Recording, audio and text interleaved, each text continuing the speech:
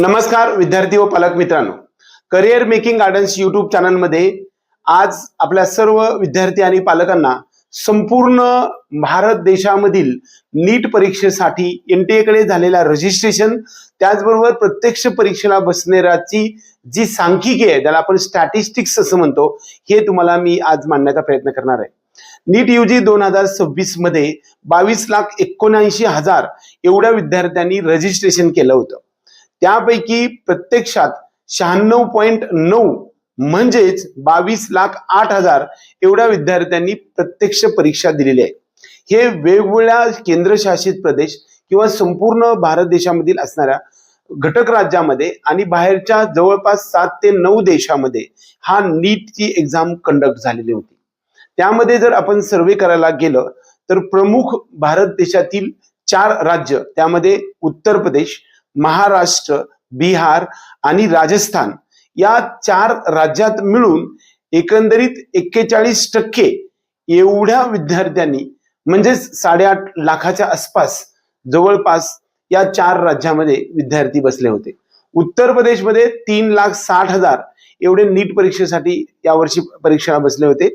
त्याचबरोबर महाराष्ट्र राज्यामध्ये 2,20,000 एवढ्या विद्यार्थ्यांनी परीक्षा दिली। राजस्थानमध्ये 2,01,000 एवढ्या विद्यार्थ्यांनी एक्झाम दिली। बिहारमध्ये 1,50,000, कर्नाटकमध्ये 1,50,000, तामिळनाडूमध्ये 1,40,000, मध्य प्रदेशमध्ये 1,20,000 आणि केरळमध्ये 1,10,000, वेस्ट बेंगॉलमध्ये सुद्धा 1,00,000 विद्यार्थ्यांनी फॉर्म भरला होता। जवळपास भारत देशातील मेजरली पाहायला गेलं तर 9 राज्यामध्ये जवळपास 17 लाख विद्यार्थ्यांनी परीक्षा दिली।